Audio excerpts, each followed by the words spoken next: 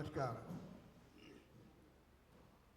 अभी यहाँ पर जो बैठे हुए हैं मनोज चौहान जी, आलोक शर्मा जी, डॉक्टर अमर सिंह जी साहब, केवल ढींगरा जी और केवल पठानिया जी, डॉक्टर शिका मील, अमित बावा जी और संदीप चौधरी जी और तमाम हमारे पत्रकार मित्रों,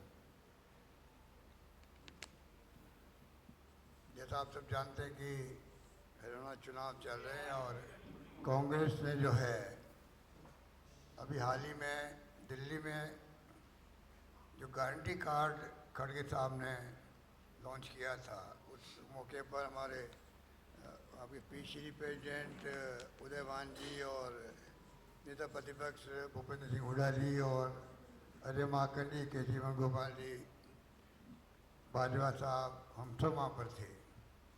आपने नोट किया होगा कि एक मैसेज दिया खड़गे साहब ने, और जो राहुल गांधी जी का मैसेज आप जानते हैं कि पार्लियामेंट के अंदर बार बार बोल रहे हैं, वो इस प्रकार से दिया गया कि किस प्रकार से हरियाणा सरकार बने। उसके बाद में एक प्रकार से गुड गवर्नेंस हो, सोशल सिक्योरिटी मिले हरियाणा वासियों को और इंफ्रास्ट्रक्चर मजबूत हो। उसके अलावा जो प्रॉब्लम चाहे किसानों की है, चाहे वो मजदूरों की है, चाहे आम आदमी की है, मैं समझता हूँ कि गुड गवर्नेंस से बात आ जाती है। आप सब जानते हैं, मुझे वहाँ पर रिपीट करने की आवश्यकता नहीं। गारंटी कार्ड जो दिया गया उसमें मैं अपने अनुभव शेयर करना आपसे आया हूँ, क्योंकि मैंने देखा है कि गारंटी कार्ड में वो गारंटी हैं जो आपके जैन में आई होगी, किस प्रकार से, और हरियाणा एक प्रकार से मॉडल स्टेट बन सकता है देश के अंदर। एक तो स्टेट का क्षेत्रफल देखते हुए और जो गारंटी कार्ड दिए गए हैं उसके अंदर राजस्थान सरकार ने जो हमने प्रयोग किए थे, जो ओपीएस की बात थी, 25 लाख का बीमा जो है, ये हमारी एक प्रकार से आप समझ लीजिए कि चिरंजीवी योजना थी। पूरे देश के अंदर उनकी चर्चा हुई कि 25 लाख का बीमा कहीं है नहीं। प्रधानमंत्री का आयुष्मान भारत जैसे 5 लाख का बीमा है और लोग समझ नहीं पाते हैं। सिर्फ जो मनमोहन सिंह जी के वक्त में जो सर्वे हुआ था एसएससीसी, उस तक सीमित है वो। राजस्थान एकमात्र राज्य था जिसने पूरे प्रदेशवासियों के लिए लागू की स्कीम, और मैं कहना चाहूँगा यहाँ की सरकार बनेगी वो पूरे प्रदेशवासियों में लागू करेगी 25 लाख का बीमा। उसी प्रकार से आपको मालूम है कि गैस सिलेंडर पहली बार हिंदुस्तान में मैंने अनाउंस किए थे 500 रुपये, और लागू भी हमने कर दिया। तो कहने का मतलब ये है कि बिजली फ्री का अनाउंसमेंट हमने किया, लागू कर दिया। तो जो एमएसपी में जो गारंटी दी गई है प्रदेशवासियों को, उसमें 2 लाख पक्की नौकरी की बात है। आपके यहाँ जो पेंशन मिलती है, अभी भी मिलती है, मेरे ख्याल 4,000 मिलती होगी अभी, ओल्ड एज पेंशन 3,000 मिलती होगी। अब 6,000 का वादा किया गया है। मैं समझता हूँ ये हिंदुस्तान में सबसे ज़्यादा होगा हरियाणा के अंदर। मेरे ख्याल से हमारे वहाँ भी इतनी पेंशन नहीं मिलती है। महिलाओं को 2,000 रुपये गारंटी दी जा रही है अलग से। जातिगत सर्वे का राहुल जी किन शब्दों में अनाउंस कर रहे हैं आप सबको मालूम है, वहाँ पर रिपीट नहीं करना चाहता। तो कहने का मतलब ये है कि जो जो वादे किए गए आपसे, ये सब वादे वो हैं जो सोच समझ के किए गए हैं। जो मैं मुख्य रूप से कहना चाहूँगा, मैनिफेस्टो जल्दी आपके सामने आ रहा है, तो ये तमाम जो राहुल गांधी जी ने, खड़गे साहब ने कहा है, आप जनता को इन्वॉल्व करो, प्रदेशवासियों को, वो चाहते क्या है, उसके आधार पर नई शुरुआत हुई है कि हम वादे वो करें जो निभा सकें।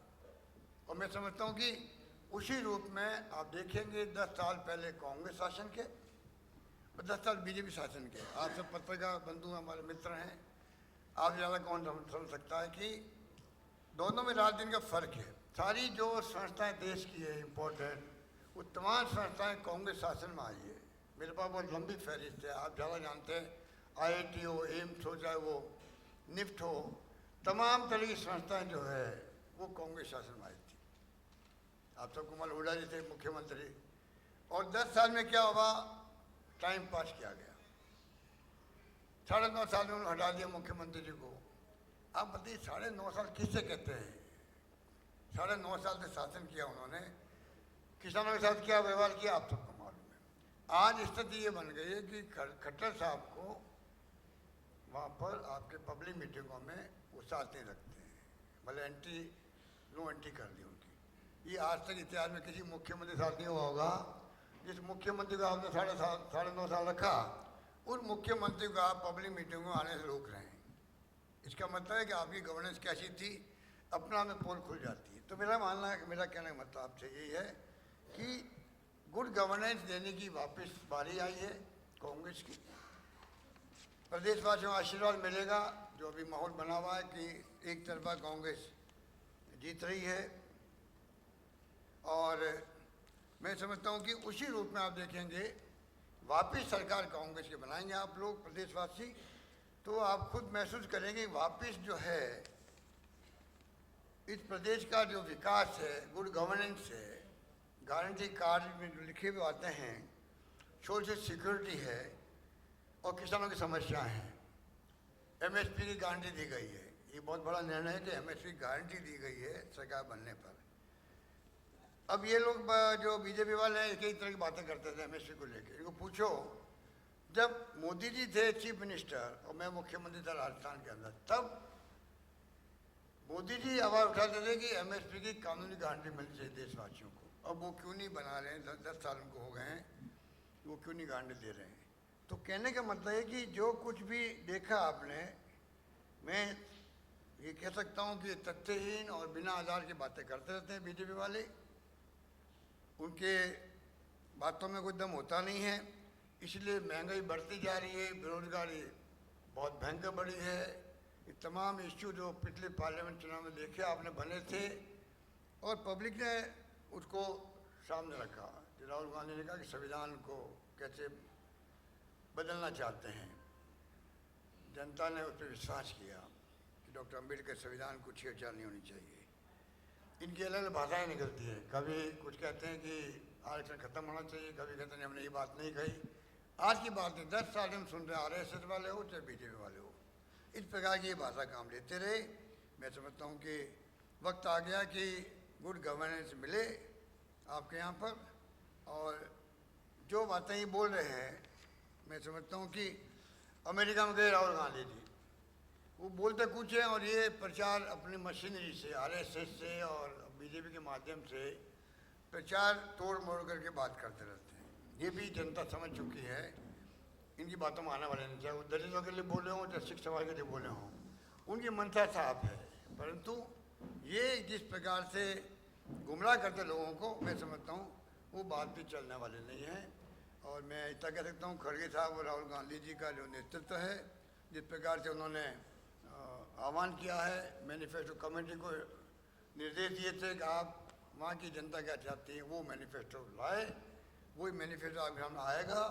और गारंटी कार्ड सोच समझ के दिए गए। किसी को ये भ्रम नहीं होना चाहिए खाली चुनाव जीतने के लिए वादे किए जा रहे हैं, चुनाव के वादे भूल जाएंगे। मैं अपने अनुभव से कह सकता हूँ, हमने जो वादे किए थे, इसमें 4 वादे उसके अंदर मैंने बताया आपको। 25 लाख का बीमा और बिजली 3 लाख, बिजली 300 यूनिट बिजली फ्री। हमने 2 तरह से दिया था, अलग से 100 यूनिट और बाकी लोगों को अलग से दिया था। ओपीएस बड़ा मुद्दा बना कई राज्यों के अंदर, पर वो लागू होगा यहाँ पर। मैं कह सकता हूँ हमने वहाँ लागू कर दिया है। राजस्थान में लागू हो सकता है तो बाकी जगह क्यों नहीं हो सकता, ये हमें सोचने वाली बात है। गैस सिलेंडर, तो तमाम जो वादे हैं वो पूरे होंगे। और मैं समझता हूँ कि ये अपना आप में बड़ा वादा आपका है। बुढ़ापे की, दिव्यांग और विधवाओं की पेंशन 6,000 रुपये, ये बहुत ही शानदार वादा है। हर महीने 2,000 रुपये महिलाओं को मिलेंगे महिला शक्ति के रूप में। ये तमाम वादे मैं समझता हूँ, मैं बार बार कह रहा हूँ आपको, सोच समझ के किए गए हैं और तमाम वादे लागू होंगे। धन्यवाद।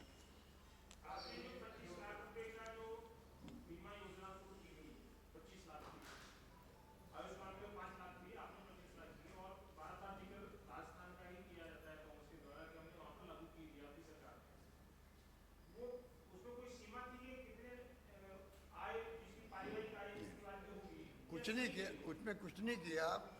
हमने सिर्फ जो इनकम रेट देते हैं या पैसे वाले 850 रुपये जमा कर दो उनके लिए। एक पर फैमिली जमा कर, सिर्फ और कुछ नहीं करना है। और शानदार स्कीम चली है, मैं अपने अनुभव से कह सकता हूँ। सबसे पॉपुलर हुई है स्कीम तो हमारी राजस्थान में ही हुई है, जिसमें पूरा इलाज, घुटने बदलवा रहे हैं लोग, किडनी के ट्रांसप्लांट करवाने, कोई कैंसर का है, पूरा इलाज फ्री हुआ। बल्कि हमारे जो पैकेज हैं 10-12 लाख 15 लाख के, हमने यहाँ तो छूट दे दी। कोई आदमी अगर बॉम्बे या चंडीगढ़ या चेन्नई इलाज करवाना चाहें, वहाँ अगर 20 लाख लग रहे हैं उसके, तो 15 लाख का पैकेज हमने दे रहे हैं, वो 15 लाख पैकेज वहाँ शिफ्ट हो जाएगा। तो उसमें बहुत डिटेल्स में नहीं जाना चाहता, पर बहुत शानदार योजना थी। कोई व्यक्ति बीमार होए, भर्ती होता है ऑपरेशन में, तो 5 दिन पहले से शुरू हो जाएगा उसका इलाज, और जब वो छुट्टी मिलेगी उसको 15 दिन बाद तक का खर्चा सरकार लेगी। तो बहुत शानदार ये हमारा प्रयोग रहा। अभी हमने वादा किया था 50 लाख तक का। ये मैं इसलिए भी कहना चाहता हूँ, सब लोग 25 लाख में नहीं आते हैं, कितने लोग आएंगे? तो हर फैमिली को गारंटी मिल जाती है कि अगर मान तकलीफ आ गई तो हमें मतलब लाभ 25 लाख तक का मिल सकता है। ये अपना में बहुत बड़ा एक इंश्योरेंस था हर परिवार के लिए।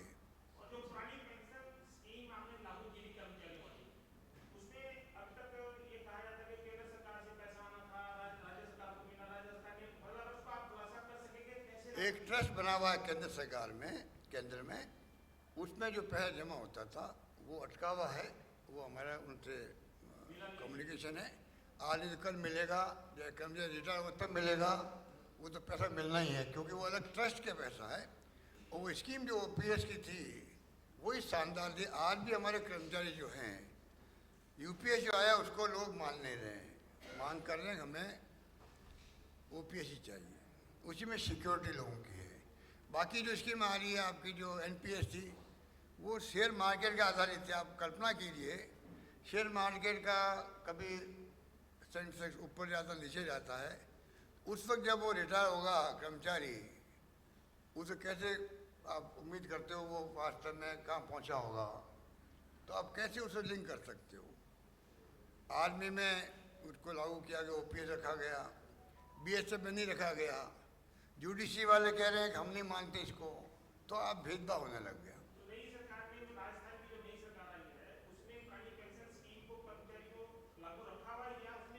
लागू रखा, हमने लागू रखा नहीं, गवर्नमेंट अभी तक उसमें कोई फैसला नहीं ले पाई है, अभी तक हमारे हिसाब से लागू ही है। सर, आज गृह मंत्री अमित शाह का हरियाणा का दौरा था, उन्होंने राहुल गांधी के ऊपर कई सवाल भी खड़े किए। वहीं पर उन्होंने कहा कि धारा 370 हट नहीं सकती, आरक्षण हट नहीं सकता। इसी तरह राहुल गांधी को MSP की भी फुल फॉर्म पता नहीं। देखिए, राहुल गांधी के बारे में चाहे मोदी जी हो या अमित शाह जी हो, आधा काम तो राहुल गांधी जी की राजनीति का वही हल्का कर देते हैं। क्योंकि जितना वो आरोप लगाते हैं, बोलते हैं, पार्लियामेंट के अंदर तो 6 कैबिनेट मंत्री खड़े हो गए, राहुल गांधी जी बोल रहे थे तो प्रधानमंत्री खड़े हो रहे हैं, बार बार गृह मंत्री खड़े हो रहे हैं, शिवराज सिंह जी खड़े हो रहे हैं, राजनाथ सिंह जी खड़े हो रहे हैं, 2-1 मंत्री और होंगे, 6 मंत्री खड़े हो गए। तो आप सोच सकते हो कि देश ने उस दिन देख लिया कि राहुल गांधी का क्या ऑरा है, क्या उनकी भावना है, कितने सच्चाई उनके दिल के अंदर है, किस प्रकार वो देशवासियों के लिए, गरीबों के लिए, दलितों के लिए, पिछड़ों के लिए, अल्पसंख्यकों के लिए, सबके लिए वो क्या चाहते हैं। ऐसा शानदार इंसान है, उसको लोगों ने देखा है। अब चाहे अमेरिका जाते हैं वो लोग तो ये उसको तोड़ मोड़ के पेश करते। मैंने आपको निवेदन किया, इन बातों का कोई असर नहीं पड़ने वाला, मेरा मानना है।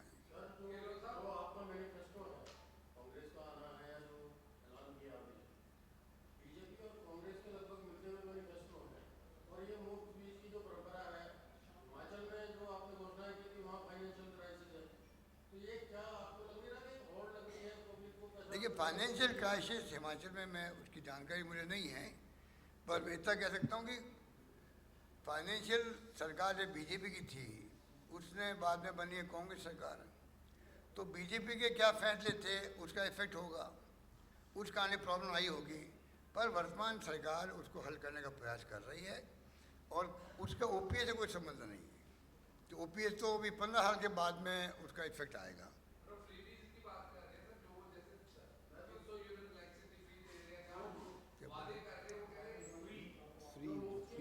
फ्री दे रहे हैं 2000 रुपये, बिजली फ्री। वहाँ पर हिमाचल में। देखिए आप तेलंगाना में, कर्नाटक में लागू हो रही सब जगह, वहाँ भी लागू होगी।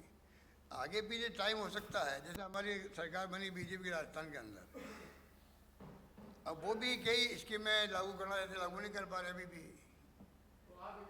पर मेरा मानना है कि अल्टीमेटली अगर आपने सोच समझ के दिए हैं मैनिफेस्टो के अंदर, गारंटी कार्ड दी है, तो उस वक्त भी सोचना चाहिए कि लागू हो पाएगी नहीं हो पाएगी।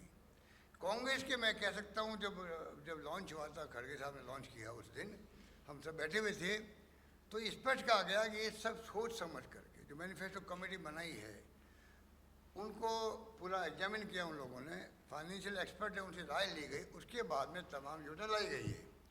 अब वक्त बताएगा आपको, और कांग्रेस गवर्नेंस करना जानती है, इसीलिए मैंने आपको कहा कि 10 साल का कांग्रेस शासन, 10 साल का बीजेपी शासन, इसका ही अगर तुलना कर लेंगे लोग, तो कांग्रेस भारी बहुमत से जिताएंगे, और 3/4 बहुमत आ जाए तो आश्चर्य नहीं करना चाहिए।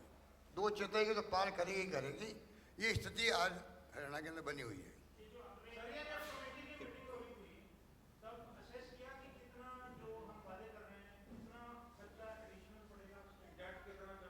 ये देखिए स्कीम वाइज डिस्कस हुआ होगा, जहाँ तक मैं समझता हूँ, मैं तो था नहीं कमेटी के अंदर, पर जब कोई राय ली जाती है फाइनेंशियल एक्सपर्ट से, तो स्कीम वाइज कितना बाहर पड़ेगा, कितना हम इसको कर पाएंगे, कितने बजट का पहला अनुभव क्या कहता है, वो तमाम बातें देख करके फैसले होते हैं।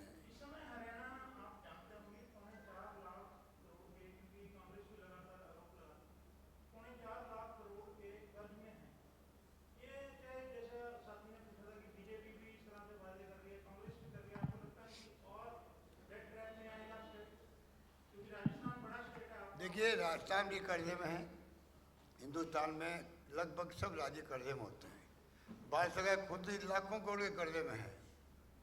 इसकी चिंता नहीं करनी चाहिए। ये जो फिजिकल डेफिसिट और फिजिकल जो पैरामीटर्स है, वो नॉर्म्स पूरे होने चाहिए, वरना बिना कर्जे लिए आप विकास कर नहीं सकते। जो सिस्टम बना फाइनेंशियल, उसके अंदर कोई भी राज्य सरकार हो जो विकास करवाती है, उसमें उनको लोन लेना ही पड़ता है। लोन लेती है तभी वो विकास करा पाती है, पर लोन का वापस रीपेमेंट का सिस्टम है, ब्याज देने पड़ते वापस, ब्याज चुकाना पड़ता है, वो तमाम जो पैरामीटर है वो सही होना चाहिए, उसके बाद में कर्जा लेने में कोई हर्ज नहीं होता है। ये फाइनेंशियल एक्सपर्ट की राय होती है।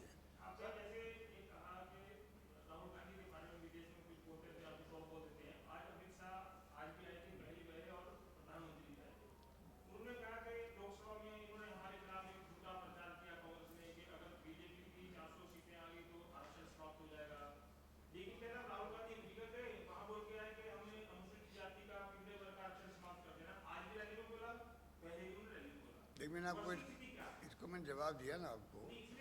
राहुल गांधी ने वही कहा जो आप और हम सब सोचते हैं। राहुल गांधी ने जब ये क्वेश्चन पूछा गया कि भाई आप आरक्षण खत्म करेंगे क्या, खत्म तब होगा जब देश से छुआछूत मिट जाएगी, भेदभाव मिट जाएगा, सब लोग इक्वल हो जाएंगे, कोई जनरल कास्ट या शेड्यूल कास्ट या शेड्यूल ट्राइब रहेगा ही नहीं, सब इक्वल श्रेणी में आ जाएंगे, तब उस वक्त सोचा जाएगा या उस वक्त खत्म होगा। वो तो खत्म हुए उस वक्त तो दलित वर्ग खुद कहेगा खत्म करो, हम अलग श्रेणी में क्यों रहे।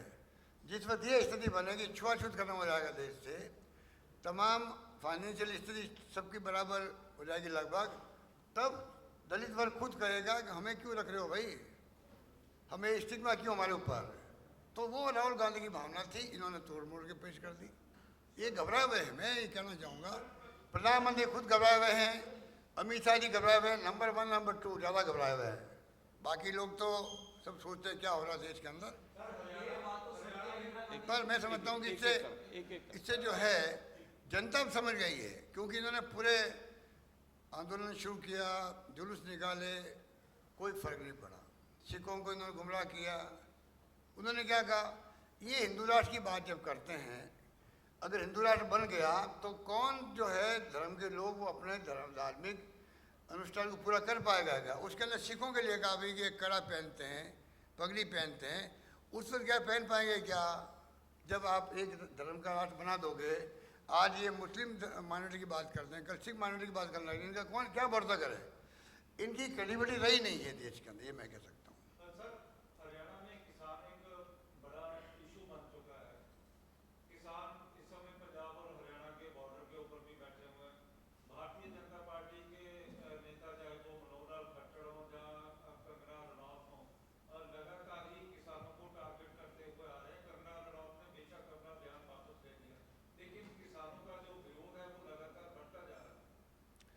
देखिए, कांग्रेस का आप लोग विश्वास कर सकते हैं कांग्रेस पर, जो उनकी नीति रही है काम करने की, अप्रोच रही है, उसके अंदर मैं समझता हूँ कि कांग्रेस शासन सरकार बनते ही जो यहाँ के इश्यूज हैं, बॉर्डर खोलने के इश्यूज हैं, किसानों को कन्विंस करने के इश्यूज, तो वो कामयाब होगी। और जो भारत सरकार के खाते में है काम, वो तो उनको ही करना पड़ेगा। तो इन किसानों का आभार बन करके यहाँ की सरकार जो है भारत सरकार के सामने भी पेश होगी, ये मैं कह सकता हूँ। दबाव बनाएगी कि आप किसानों की बात को मानो। देश के अंदर जो आपकी खुद की मंशा थी एमएसपी की, क्यों नहीं मानते हो? जी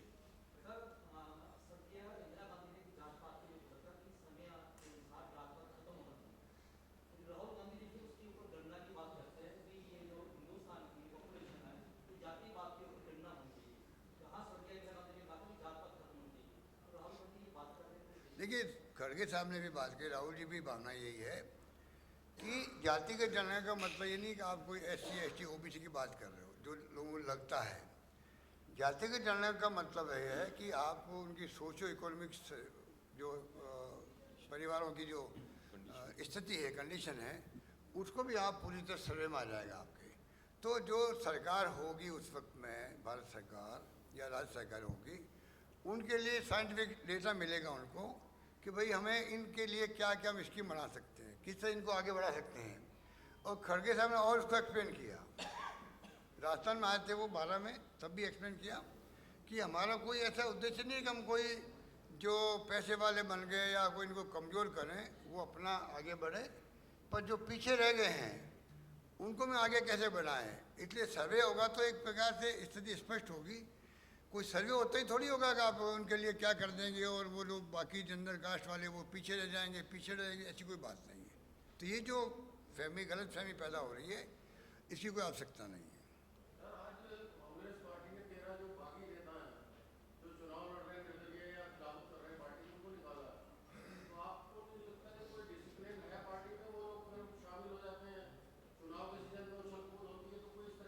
देखिए, तो जिला कांग्रेस कमेटी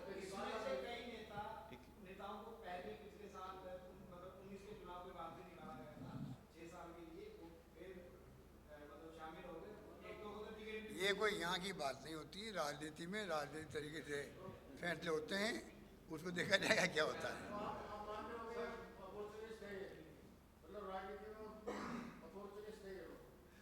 अभी पहले कुछ नहीं कह सकते, ये तो देखिए प्रोसेस होता है, आगे क्या स्थिति बनती है। जब एक तरफा जीत हो रही है कांग्रेस की, तो हम क्यों सोचे दूसरी बात।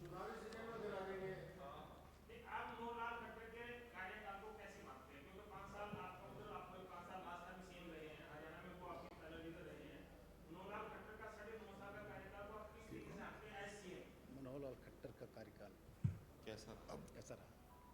आप ज़्यादा जानते हो मुझसे। नहीं, गवर्नेंस के बारे में जो देखिए, गवर्नेंस के बारे में तो मैं तो जनरल रिमार्क्स कर सकता हूँ कि खट्टर साहब जब मुख्यमंत्री थे और किसानों का आंदोलन चल रहा था, उस वक्त में ऐसी स्थिति क्यों बनी कि खट्टर साहब को विरोध का सामना करना पड़ा भयंकर। गाँव के अंदर भी और प्रदेश के अंदर भी कहीं जा नहीं पा रहे थे, कहीं उनका हेलीकॉप्टर उतर नहीं पा रहा था। ये हमारी जेन में है पूरे देश के अंदर। बाकी गवर्नेंस, यहाँ की स्कीमें, यहाँ के काम क्या हुए, मैंने आज 4 देखा, पूरा 10 साल कांग्रेस का, 10 साल उनका, उसमें रात दिन का फ़र्क है, रात और दिन का फ़र्क है। इतनी शानदार संस्थाएं, इतनी शानदार योजनाएं जो कांग्रेस शासन में बनी है प्रदेश के अंदर, मुझे तो बड़ा अच्छा लगा कि भाई बहुत ज़्यादा मतलब यहाँ पर विकास के काम, संस्थाओं के काम हुए हैं। सारी संस्था इम्पोर्टेंट होती है देश में, वो सब आ चुकी है यहाँ पर। तो ये मॉडल स्टेट बनाने के लिए मैं समझता हूँ कांग्रेस जैसी पार्टी को सत्ता में आना आवश्यक है, मेरा मानना है। राहुल गांधी जम्मू कश्मीर में कहते हैं कि 370 हटा देंगे, लेकिन अमित शाह आज रैली में भी बोल रहे थे जब तक हम हैं 370 नहीं हटेगी। जब तक यही तो हम पूछ रहे हैं, कब तक रहोगे, कब तक है वो। राहुल जी नहीं कहा जल्दी जाने वाले हैं, जल्दी हम आने वाले हैं, इसके मायने होते हैं। अब कब जाएंगे कब आएंगे तो टाइम बताएगा। पर जो हालात बने हैं, पहले गवर्नमेंट बीजेपी की थी देश के अंदर, आज एनडी गवर्नमेंट है, उससे आप समझ जाइए रात दिन का फ़र्क है। मैं तो ये कह सकता हूँ कि अमित शाह ने जो कहा है या मोदी जी जो कहते हैं उनकी बातों को आप ज़्यादा गंभीरता से नहीं लें यहाँ के हरियाणा के परिप्रेक्ष्य के अंदर, क्योंकि जिस प्रकार से वो बोल रहे हैं, शब्दों का प्रयोग कर रहे हैं राहुल गांधी के बारे में, राहुल गांधी के परिवार के बारे में, ये प्रधानमंत्री की भाषा नहीं हो सकती है। जो मैं समझता हूँ पूरा देश देख रहा हूँ उनको क्या भाषा बोल रहे वो, पहले भी अभी भी। यहाँ भी मैं देखता हूँ जो पब्लिक मीटिंग होती है, पब्लिक मीटिंग में भी उनकी मीटिंगें आप देख लो कैसी हो रही है। तो मेरे ख्याल से ये प्रधानमंत्री जी हो, अमित शाह जी हो, बोल रहे हैं, पर उनकी बातों में मैं नहीं समझता कि लोग समझते हैं। भाजपा ने एक प्रेस कॉन्फ्रेंस की है, उसमें उन्होंने बोला है कि गौरव भाटिया है, तो एक तरफ हरियाणा का लाल है महल सिंह सैनी, दूसरी ओर गांधी परिवार के दलाल हैं, और इसके साथ ही उन्होंने कहा है कि इसके लिए कहा है एक और 24 फसल पर MSP दिया जा रहा है, राज्य सरकार दे रही है, दूसरी ओर जमीन गौरव भाटिया का जब भी नहीं हो रही है, और इसके साथ साथ लैंडस्केप हुआ, सारा कुछ हुआ, उसके बारे में कुछ नहीं बोला जाता। अब वो पता नहीं गौरव भाटिया कौन है ये, बीजेपी क्या है, स्पोक्समैन है, तो उसके लिए मुझसे क्यों क्वेश्चन कर रहे हो? वो हमारे स्पोक्समैन है, वो जवाब दे देंगे आप। हमारे स्पोक्समैन जो है प्रदेश हरियाणा प्रदेश कांग्रेस कमेटी में है, वो जवाब दे देंगे, उसका चिंता नहीं करें। खत्म करें, थैंक यू। हैं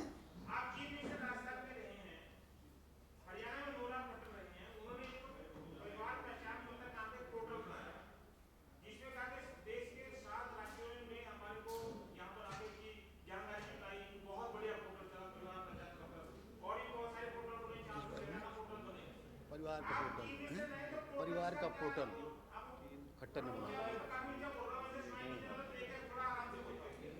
बढ़िया जानने की कोशिश कर रहे हैं। अलग से मैं बता देता हूँ। आप अलग बताना मेरे को। देखिए, अगर वो इतना ही अच्छा पोर्टल था तो सारे पोर्टल बंद करते क्यों घूम रहे हो? पहली चीज, एक मिनट, अगर वो इतने अच्छे पोर्टल थे तो बंद क्यों कर दिए भाई? और दूसरी चीज देखिए, दूसरी चीज वो उसमें बंद से भी बुरा हाल, मोदी जी की रैली, बंद से भी बुरा हाल रैली है, पूरी खाली जा रही है। बंद से भी बुरा हाल है समझ उनका। सकते हैं। एक मिनट, उसमें कितनी डिस्क्रिमिनेशंस हैं उसके ऊपर तो हमने कार्टून बनाया है, और हम आएंगे तो जिसमें डिस्क्रिमिनेशन है जिन पोर्टल्स के अंदर, उनको हम बंद करें। Thank you, thank you.